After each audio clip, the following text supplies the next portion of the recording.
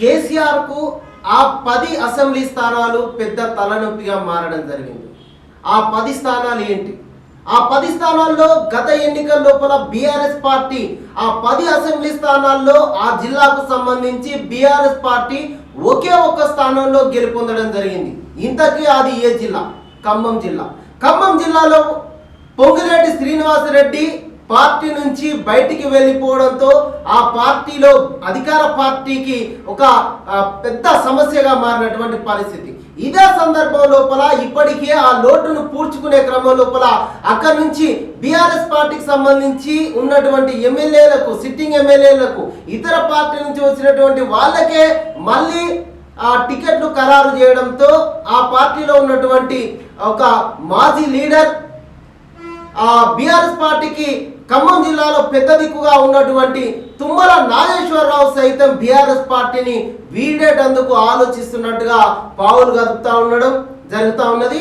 అయితే కాంగ్రెస్ పార్టీలో తుమ్మల నాగేశ్వరరావు చేరిక దాదాపుగా ఖాయమని చెప్తా ఉన్నారు అతని అనుచరులు.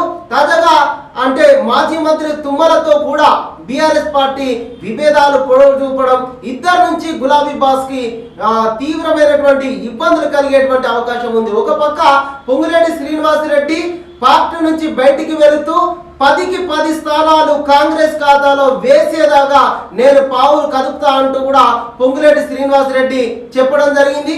అదే సందర్భం లోపల ఇప్పుడున్నటువంటి మాజీ మంత్రి తుమ్మల నాగేశ్వరరావు కూడా పార్టీ నుంచి బయటికి వెళ్ళడం బీఆర్ఎస్ పార్టీకి పెద్ద తలనొప్పిగా మారనున్నది. ఇది మొత్తంగా ఉమ్మడి ఖమ్మం జిల్లాకు సంబంధించి ప్రతిష్టాత్మకంగా రాజకీయాలు మారడం జరిగింది.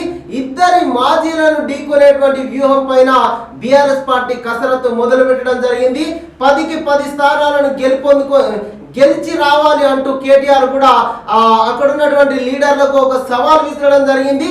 దీంతో వచ్చే ఎన్నికల్లో నేను ఎవరికి తల వంచను, ప్రజాక్షేత్రంలోనే ఉంటా అంటూ కూడా తుమ్మల నాగేశ్వరరావు చెప్పడం, అక్కడ తుమ్మల నాగేశ్వరరావుపై గెలిచినటువంటి కందాల ఉపేందర్ రెడ్డికి మళ్ళీ టికెట్ ఇవ్వడం, దీంతో తుమ్మల నాగేశ్వరరావు పరిస్థితి అగమ్య గోచరంగా మారడం, అయితే ఖచ్చితంగా ప్రత్యక్ష రాజకీయాల్లో ఉండాలంటూ ఆయన ఆలోచన చేయడం ఇప్పుడు బీఆర్ఎస్ పార్టీకి పెద్ద సమస్యగా మారడం జరిగింది.